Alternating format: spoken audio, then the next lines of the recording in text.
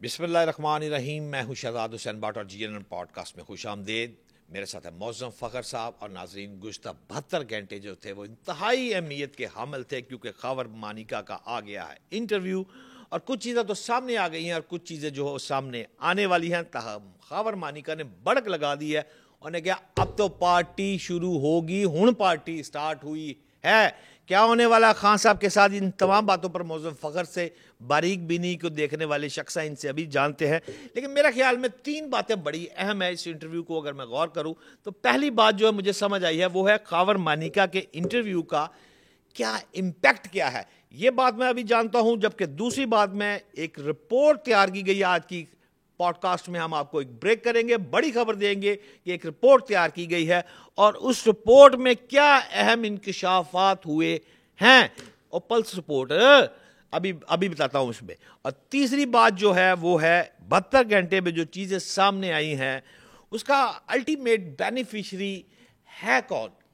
تو اس کا آغاز تینوں باتوں کے سوال لیتے ہیں. معظم صاحب السلام علیکم. وعلیکم السلام. معظم صاحب 3 باتیں بڑی آ گئی ہیں. کتوں شروع کرنا جی؟ کہڑے سوال کا جواب پہلے دینا جی؟ تسی کرو. برسا تاری مرضی تاڑے شکنجے چاں. بسم اللہ. سب سے پہلا پھر مجھے یہ بتائیں کہ خاور مانیکا کے انٹرویو کا کیا امپیکٹ ہے، یہ کیوں ہوا ہے، کہانی کی ہے؟ دیکھیں بٹ صاحب، یہ جو انٹرویو ہے نا، یہ دیٹ کین بی کالڈ کہ لانگ اویٹڈ. ایسا نہیں ہے کہ یہ انٹرویو اچانک ہو گیا.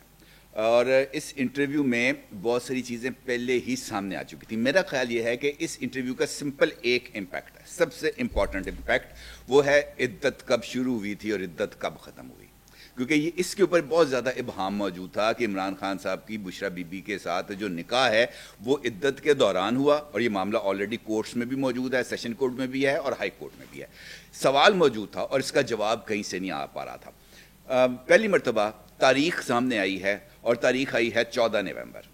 14 نومبر کو خاور مانیکا صاحب کے بقول انہوں نے تحریری طور پر طلاق نامہ سائن کر کے فرا گوگی کے حوالے کیا. اور اس کا مطلب یہ ہے کہ طلاق کی ایگزیکیوشن ڈیٹ 14 نومبر. جھوٹ تو نہیں بول رہا؟ سر کہتے ہیں جو جن نے طلاق دی تھی، سر شریعت کے مطابق جس نے طلاق دی ہے اس کی طرف سے بتائی جانے والی تاریخ ہی ویلڈ تاریخ ہے، کیونکہ اختیار اس کے پاس ہے نا. شریعت کے مطابق طلاق دینے کا اختیار مرد کے پاس ہے، عورت کے پاس نہیں ہے. یہ اختیار مرد کے پاس ہے، کھلا لے سکتی. ہاں.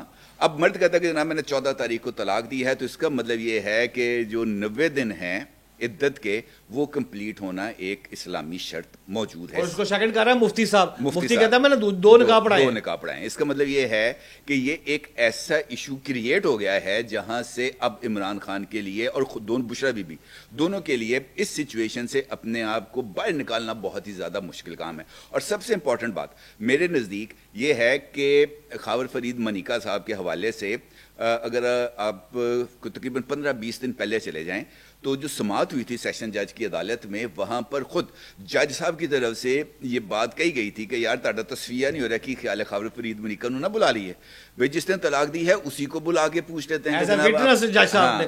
اب اس کا مطلب یہ ہے کہ اب اگلی جو تاریخ سماعت مقرر ہوگی، کیونکہ ابھی تو یہ میرا خیال ہے کہ اسی مہینے کے اینڈ پہ ہے، شاید 26 یا 27 نومبر کو اس میں درخواست دائر کر دی جائے گی کہ جناب خاور مانیکا کو بطور گواہ بلایا. کہنا کی چاہ رہے ہو؟ اون چودھری ایک درویش، دوسرا درویش خاور مانیکا، تیسرا خبر دے رہا ہوں لندن زلفی بخاری اپلیکیشن ازراہ کرم نظر کرم وطن واپس آنا چاہتا ہوں. یہ منظور تو ویسے نہیں ہوئی، لیکن وہ تیسرا درویش، یہ چاروں درویش ہی جو مین اس وقت کے آئی وٹنس ہیں یہی کورٹ میں پہنچ گئے تو پھر کی کرو گے؟ سر یہی تو بتا رہا ہوں آپ سے. یہ that is what the impact was, کہ یہی وہ امپیکٹ ہے جو کریٹ کرنے کی کوشش کی گئی تھی. اگر آپ غور کریں جو 72 گھنٹے کی آپ نے بات کی نا، اگر اس 72 گھنٹے کو میں جوڑوں تو 72 گھنٹے میں 2 چیزیں ہمارے سامنے آئی ہیں. ایک ہمارے پاس آیا مانیکا صاحب کا انٹرویو، اور مانیکا صاحب کے انٹرویو سے 24 گھنٹے پہلے آیا ہے زلفی بخاری کا انٹرویو.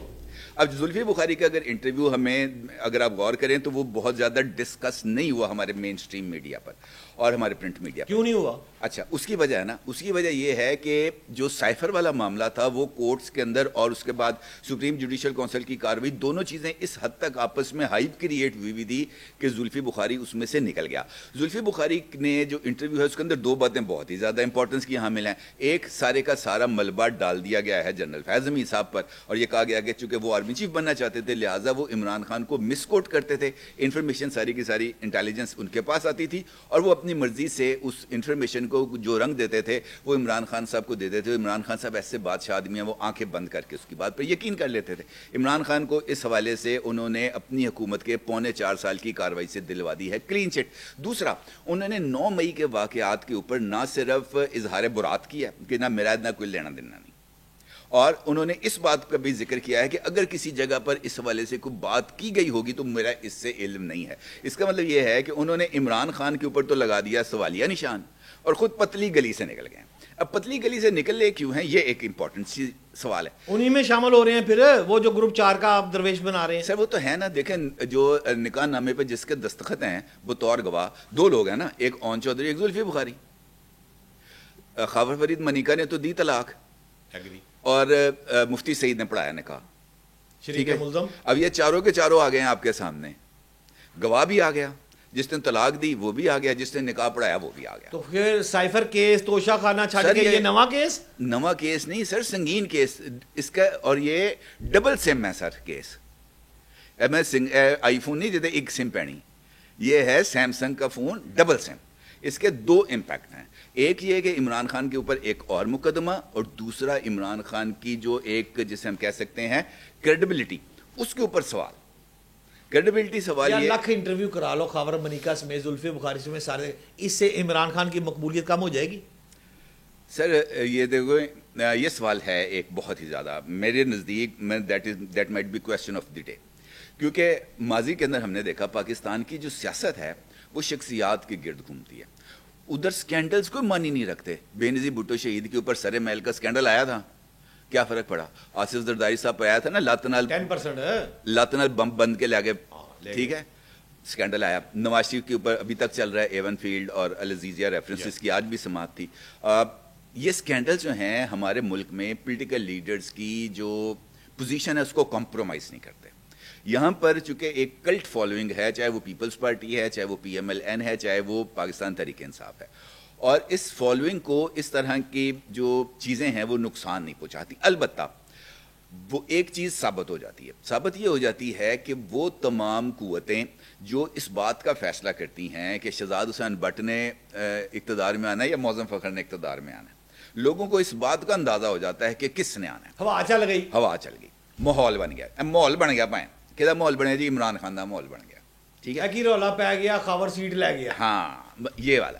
اچھا وہ جی اس دوران چوہا رپورٹ آ رہی ہیں نا, وہ بھی بڑا مانی اس کے اندر نا. اب یہ جو رپورٹ جس کا آپ ذکر کر رہے ہیں, یہ رپورٹ انفیکٹ ایک بہت ہی حساس ادارے کی طرف سے تیار کی گئی. میرے پاس بھی اس کی انفارمیشن ہے. پلس ہاں میرے پاس بھی ایک انفارمیشن ہے اس حوالے سے. دیکھیں یہ بات آپ کی اسی چیز سے کنیکٹ ہوتی ہے کہ عمران خان کی مقبولیت کو ابھی تک جیل میں گیا ہوا, وہ اگست سے لے کر نومبر آ گیا. کئی لوگ پارٹی چھوڑ بھی گئے ہیں اور کئی لوگ پارٹی چھوڑنے کے لیے تیار بھی ہیں, کچھ انڈر گراؤنڈ چلے گئے ہیں. لیکن جو پلس رپورٹ آئی ہے, پلس رپورٹ کیا کہتی ہے؟ پلس رپورٹ بڑی ہی مزیدار رپورٹ آئی. ادھروں سر جہے رپورٹاں بناتے میرا تو تہاڈا تو کام نہیں نا سر, ساڈے کول تہاڈے وسائل کوئی نہیں. اچھا وہ رپورٹ جو پیش کی گئی ہے, اس رپورٹ میں یہ بات کہی گئی ہے کہ despite the fact Nawaz Sharif وطن واپس آ گئے ہیں, اور یہاں پر آ کر انہوں نے اپنے جو پولیٹیکل ایکٹیویٹیز ہیں وہ شروع بھی کر دی ہیں, اور ہوا بھی اس وقت نواز شریف کے حق میں ہے. لیکن اس کے باوجود پنجاب کا سروے یہ بتا رہا ہے کہ عمران خان نواز شریف سے تقریباً 6 پوائنٹس آگے ہیں. 43% پہ ہیں جناب عمران خان صاحب اور 37% پہ ہیں نواز شریف صاحب. اور کہنے کا مطلب یہ ہے کہ ابھی اس میں مزید تبدیلی آنے کا امکان اس وجہ سے ہے کہ استحکام پاکستان پارٹی دی بس دے وچ بھی سواریاں بہ رہی ہیں. ٹھیک ہے, اس کا مطلب یہ ہے کہ پنجاب میں پیپلز پارٹی فارغ, یہاں پر مقابلہ ہوگا PTI اور PMLN کے درمیان. لہذا یہاں پر اس سچویشن کو کسی بھی طریقے سے بیلنس کیا جا سکتا ہے, عمران خان کو یہاں پر قابو میں رکھا جا سکتا ہے. اس رپورٹ میں بلوچستان کے حوالے سے بتایا گیا کہ عمران خان کی وہاں پر پاپولیرٹی ہے اس وقت صرف 2%, اور جو ہے سندھ اور خاص طور پر کراچی وہاں پر ہے عمران خان کی پاپولیرٹی تقریباً 10%.